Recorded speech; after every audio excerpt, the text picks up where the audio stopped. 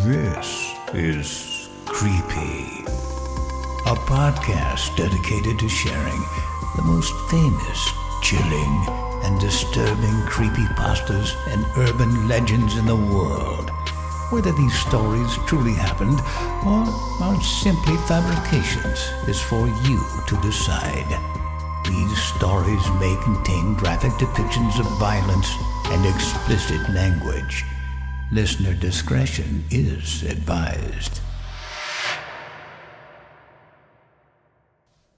Creepy presents A Withered Christmas, written by Michael Whitehouse, with guest narration by Jimmy Ferrer, produced by Steve Blizin.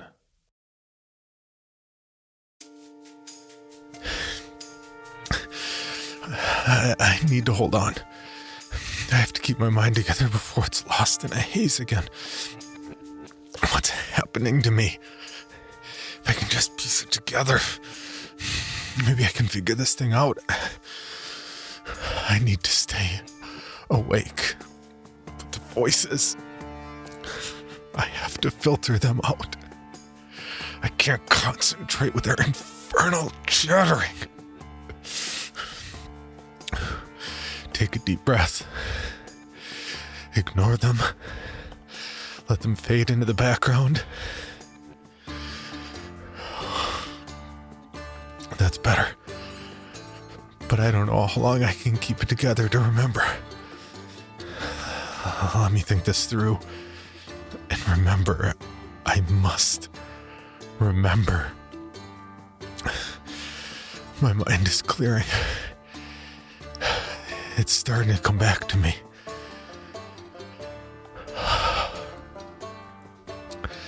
It all started 5 years ago on Christmas Day. For once, I'd ignored the calls from my family to spend another futile Christmas dinner with them. It wasn't that I'd had enough of their petty squabbles, though that's something I never look forward to. It was more that an opportunity presented itself. A Christmas meal with an old friend. Lawrence and I had been part of the same writing scene for nearly a decade. We'd meet every couple of days with a few other hopeful writers and spend the hours, rain or shine, in the corner of a coffee shop somewhere. Yellow legal pads in front of us, scribbling down the next great American novel. Over time, most of the group became disillusioned with their lack of success. They gave it up. But not Lawrence. And not me. We were both cut from the same cloth. We'd rather face the gutter than defeat. In the end, even I was left behind. Lawrence struck gold eventually. He became a published writer. A bestseller, no less. Critics adored him. Readers gobbled up his works like truffles and caviar. But me? No such luck for me. I was creating beautiful works of art, stories for the ages, real drama about the intricacies of the human condition. But no one would listen. And yet, Lawrence's pathetic horror stories had landed him a mansion in the countryside and a bank account splitting at the seams. It was blind luck that gave him that chance. Crossing paths with the right agent, who then put his novel on the desk of the right publisher, and then to a willing public. That was the kind of luck I needed. And don't think I didn't try to get it. I was struggling financially when I received Lawrence's invitation to Christmas dinner. He said he had to speak with me about a delicate matter. I knew then that I had to go. Perhaps he could be my savior. My port in a storm made up of repossession letters and the real possibility of homelessness. I'd asked him to champion my work before, but he always said I had to write something more commercial. Whatever that meant. If he really was in need of a favor, then I hoped that in return he'd take another stab at getting my novel into the right hands. At the very least, Hopefully he'd see good to lend me enough money to stay afloat. That Christmas morning, 5 years ago, I traveled to Lawrence's home. The sight of it stuck in my throat. A large mansion with his very own security guard and an imposing black iron gate. When I identified myself, I was allowed into the grounds. The damn opulence of the place practically suffocated me as I parked outside in the white gravel driveway and made my way up marble steps polished to render a reflection. Of all things, a servant answered the door. A tall man in a black coat. My God, he's got a butler too, I thought. I couldn't even afford a new pair of shoes. Inside, the mansion was suitably decorated for the season. In the wide open lobby which led to the central staircase, garters of gold and green hung cheerfully from the walls, and a large Christmas tree twice the height that it needed to be was decorated perfectly in golden baubles and red and white candy canes. Somewhere in a distant room from above, a music box played old-fashioned carols. The place looked like the front of a Christmas card, and I felt like a beggar knocking on the door to ask for spare change. The butler led me up the staircase to the floor above and then to an enormous dining room, warmly lit by 2 crystal chandeliers. Another Christmas tree, this time smaller but no less well decorated, sat in the corner next to an unlit fireplace. To my utter shock and despair, the large dining table, with its perfect white cloth, gleaming silver cutlery, and several burning white candles, was only set for 2. The table could have sat at least 20, but there was no mistaking that I was the only guest. I'd expected more, and for the first time I was unnerved by why I was a guest of honor. Lawrence and I had been close, once, but never like family. Then Lawrence finally entered the room. I was shocked at his appearance. He was severely gaunt and had aged 20 years or so to my eyes from the last time I'd been in his company just a few months before. No hiding this, I suppose, he said, pointing at his own body, withered beneath an ill-fitting dinner suit clearly tailored for his previous size. Lawrence, what happened?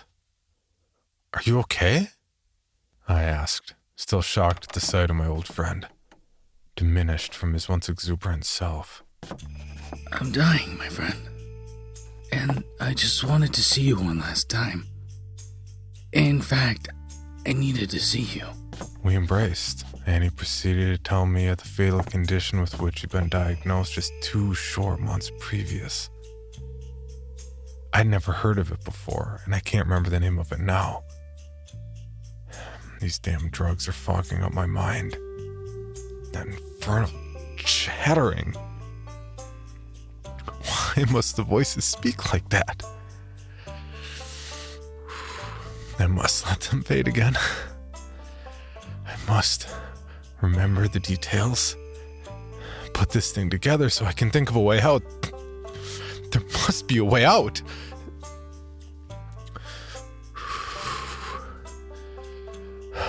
Where was I?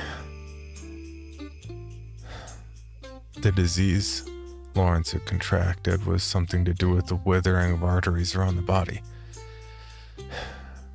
He was literally wasting away, and there was nothing the doctors could do about it.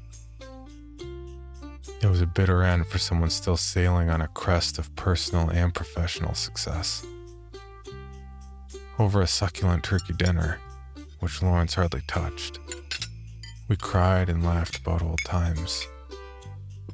I felt deep guilt about coming there to ask for money given my friend's condition, and so I decided not to mention it when he himself brought up that very subject. What he asked me then, under the glow of those priceless chandeliers, with the unbearable sentiment of a decorated Christmas tree nearby, was almost unspeakable. It was everything that the festive season is not.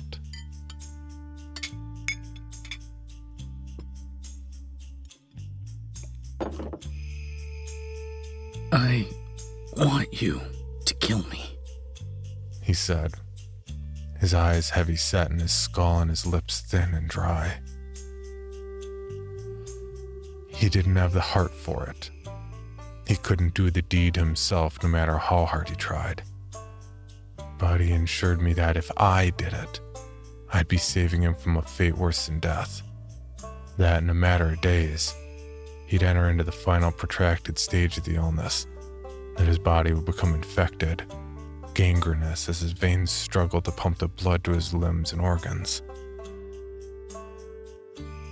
Effectively, he was condemned to rot away like a man already dead. And yet, he was not dead. He'd be alive and aware through most of the agonizing process. He knew of my money troubles, having helped me out once or twice before a while back. And this time, he was offering me a large chunk of his estate if I was willing to do as he asked. I didn't answer at first. I couldn't. I'd never thought myself a murderer, but deep down, I was stunned at the thoughts running through my mind. I knew I could do it, especially if it meant pulling myself out of my own cursed condition. My pathology was financial and could be cured. Lawrence's was physical and could not. God help me, but as he attempted to persuade me for an hour or so, I began to think I'd be helping both of us if I went through with it. But how would I kill you? I asked, my voice trembling. I don't think I could kill with my bare hands. Not you in any case, Lawrence. For the first time that evening, Lawrence smiled, his grin almost like that of a skeleton, the skin pulled taut over bone and failing muscle. He got up and walked over to a bookcase nearby, then brought a small wooden box over to the table, which he then laid in front of me. Opening the box, I saw inside a rich velvet-lined interior and, resting comfortably upon it, was a hypodermic syringe. The needle was unusually long, at least 3 inches, and the sight of it made me shudder. It cost a pretty penny to get it, Lawrence said, sitting down once more on the other side of the table.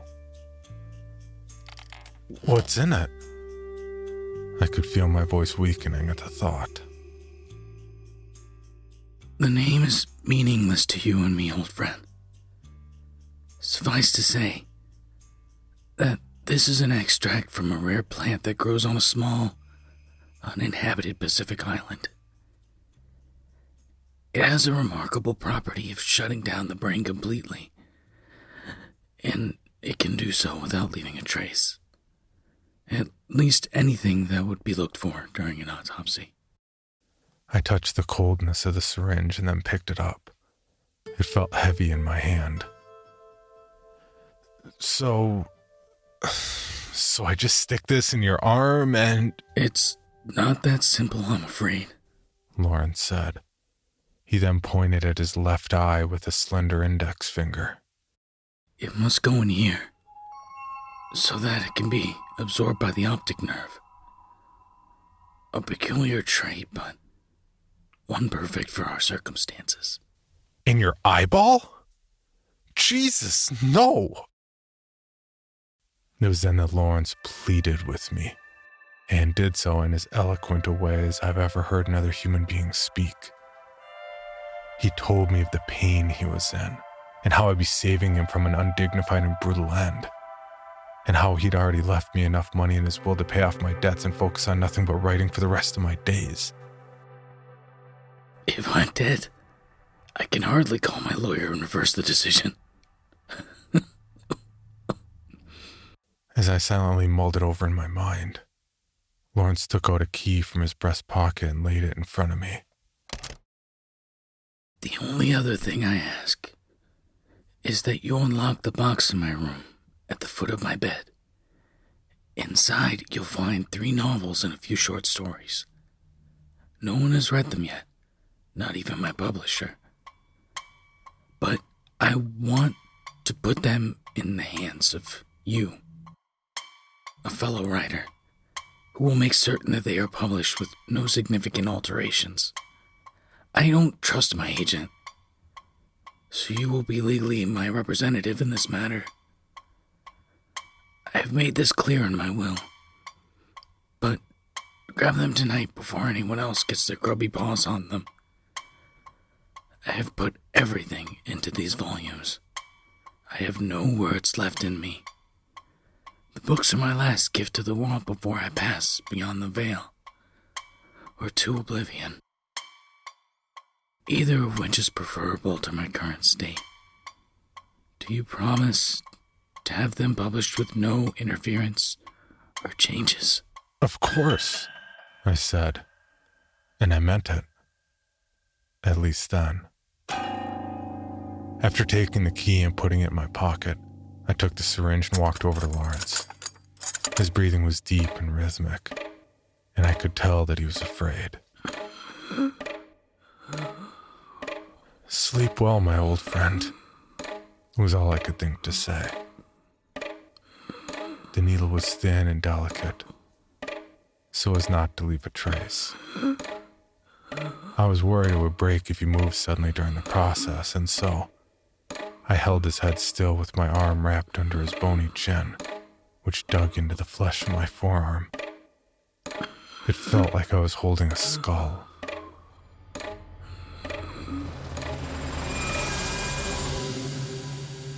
As I pushed the needle into the eyeball, Lawrence convulsed in pain, but the syringe felt as though it was stuck on something.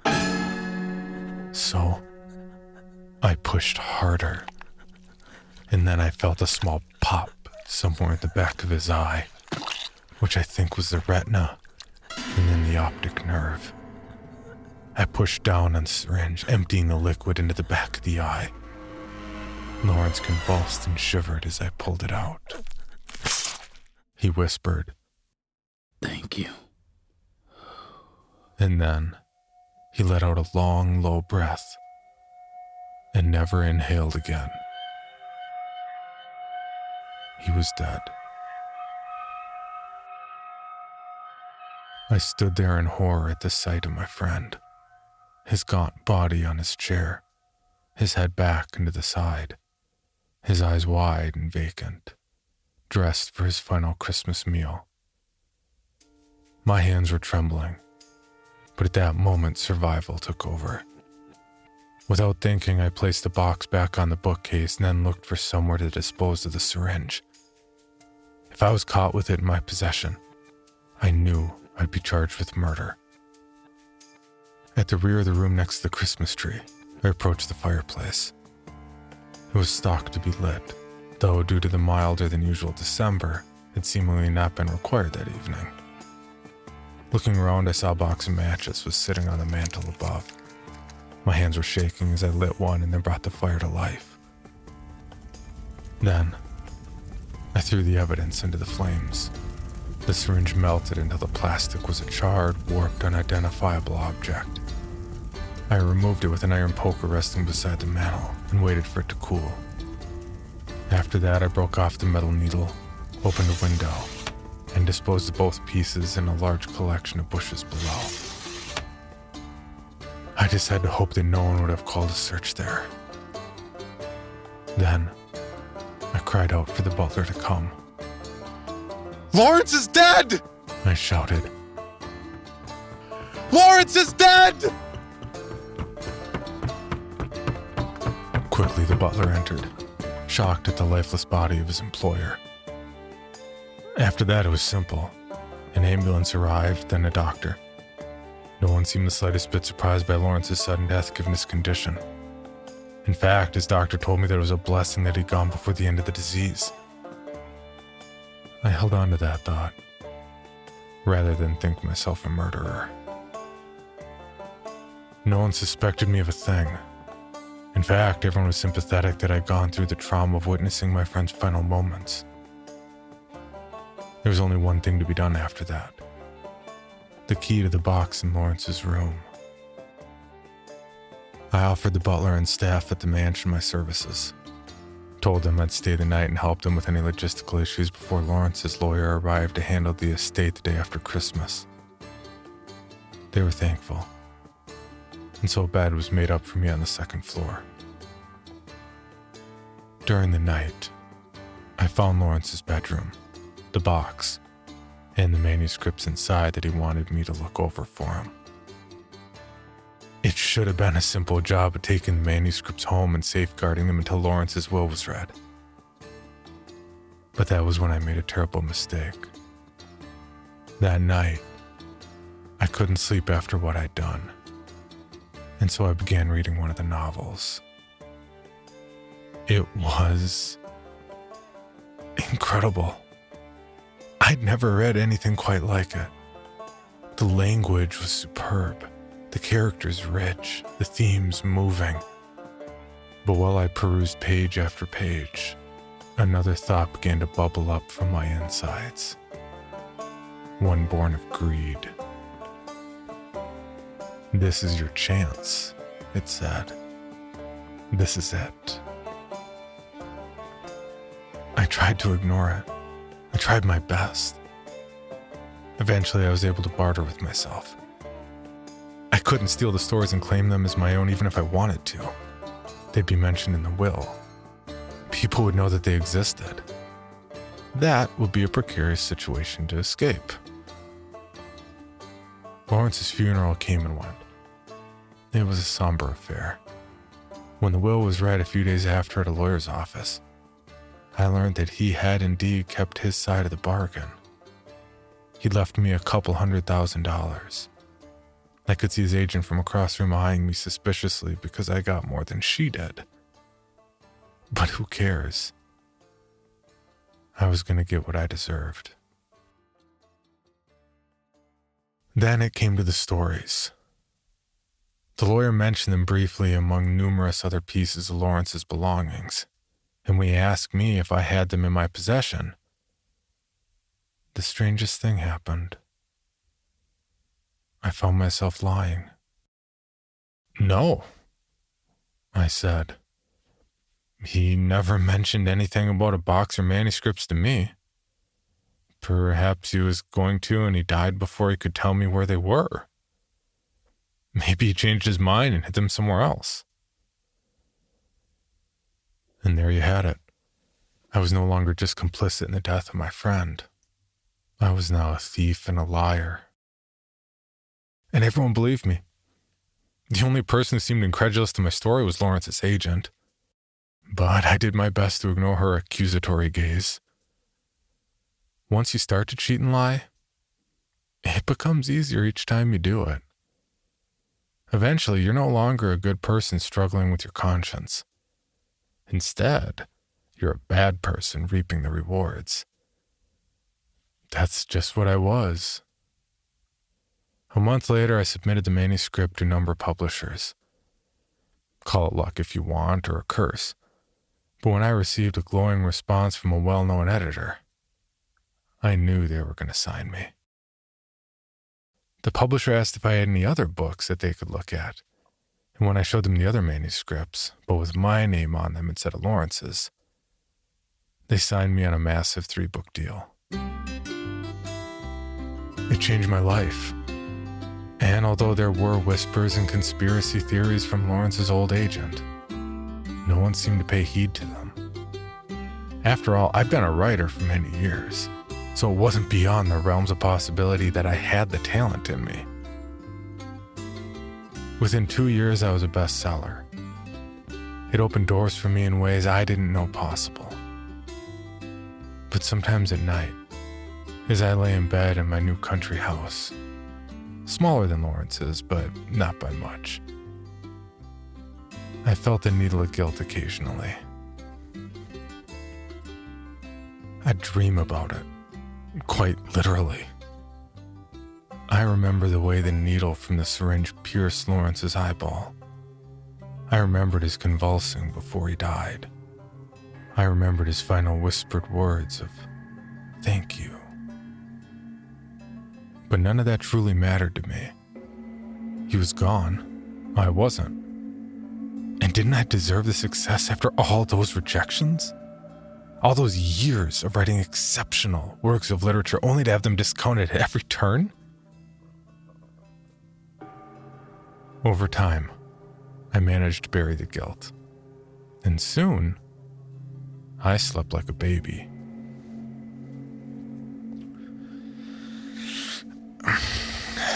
The haze is coming again. I can feel it. I need to stay awake and think, how did this end? Why are their voices chattering?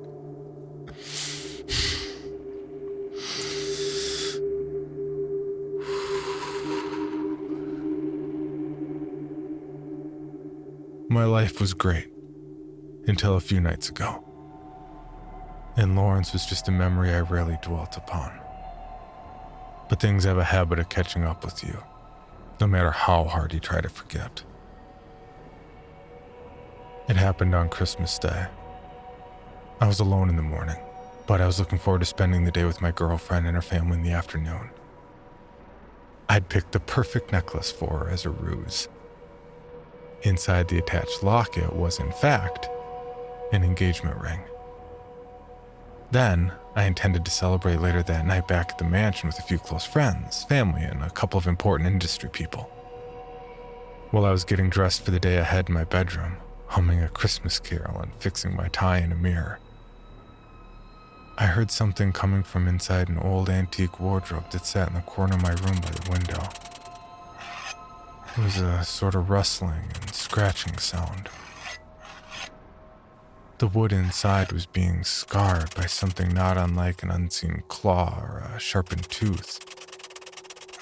I shivered slightly when I heard it, and didn't know exactly why.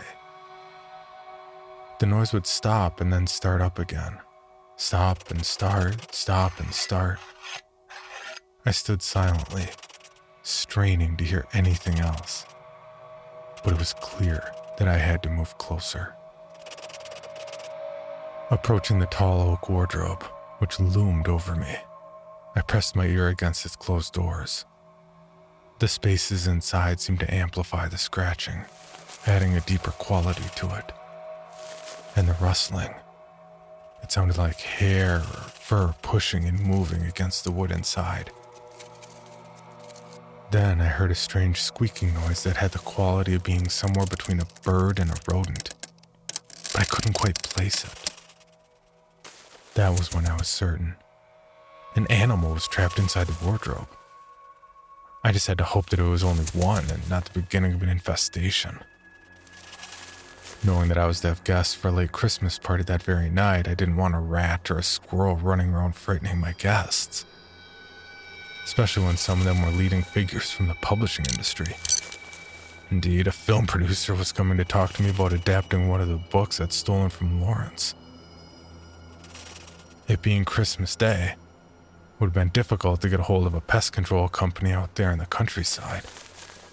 No, I knew I had to either leave the animal trapped in there or deal with the thing myself. I'm no monster. I didn't want the animal to suffer with no water or food. And in any case, I knew I wouldn't be able to enjoy the party later on, continually concerned that the critter would escape from the wardrobe and turn up to terrify my guests in one of the punch bowls.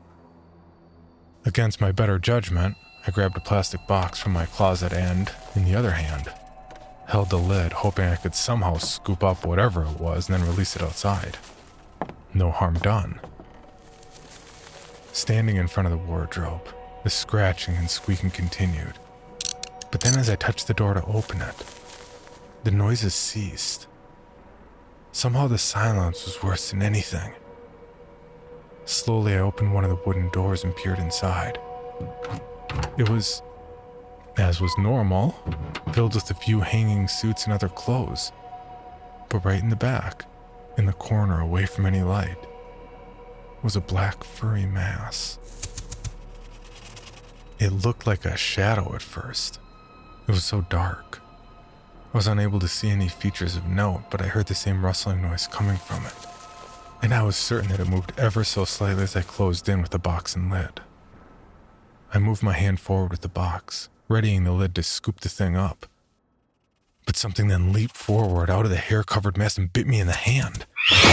Then retreated back into the darkness as quick as it had appeared. I didn't get a good look at it, but it had a large mouth and hair. And if it was a rodent, it was about the biggest damn rat I'd ever seen.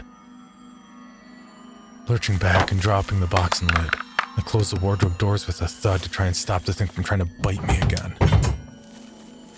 Looking down at my hand, the wound was deep and bloody between my index finger and thumb.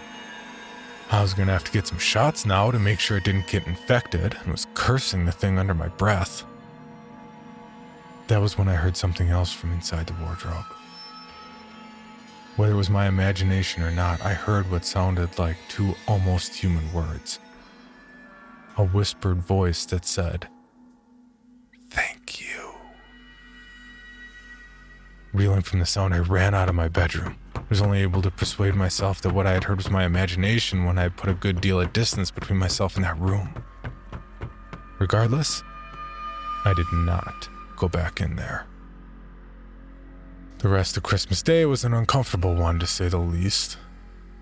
I went to a hospital and was given several injections. The attending doctor there looked at me with a strange expression when he first inspected the wound.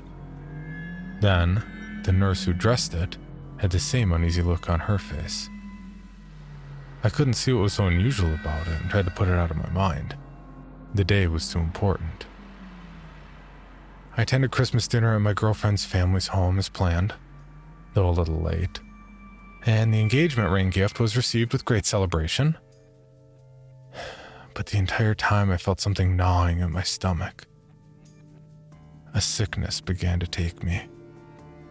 And of all places, it was during Christmas dinner that it reached a crescendo. Just as they were serving the turkey, I threw up over myself.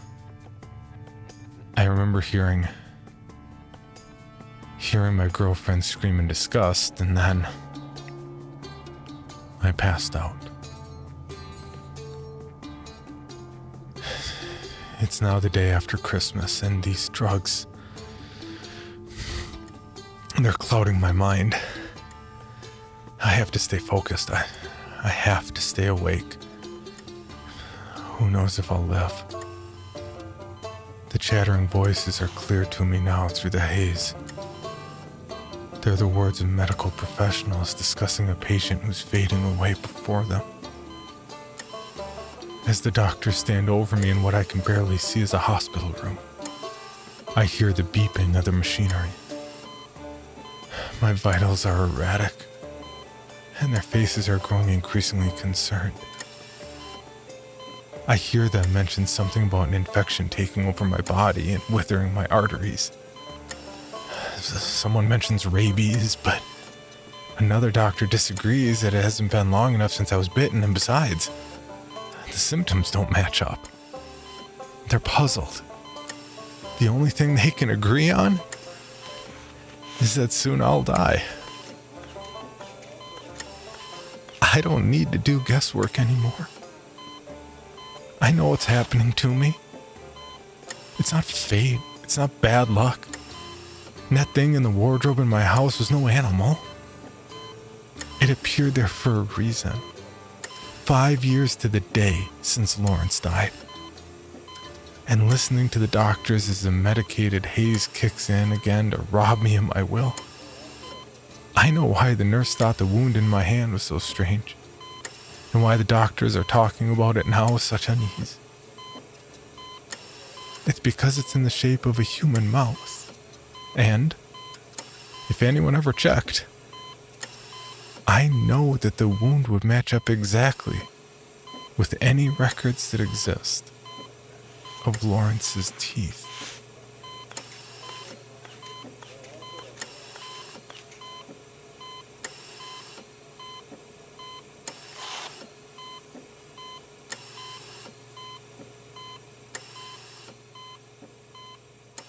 For more information, including pictures and videos of the stories told on this podcast, please visit creepypod.com. If you'd like to submit a story for consideration or recommend a story, please see our submission page at creepypod.com/submissions. All stories told on this podcast are done so through Creative Commons Share-alike licensing or with written consent from the authors. No portion of this podcast may be rebroadcast or otherwise distributed without the express written consent of the Creepy Podcast production team and the story's author. The Bloody Disgusting Podcast Network, home of Creepy, for disturbing and terrifying creepypastas, SCP archives with full cast storytelling, horror queers, genre commentary from the LGBTQ perspective, the Boo Crew for horror-centric interviews. Listen free wherever you stream audio and at bloodydisgusting.com/podcasts.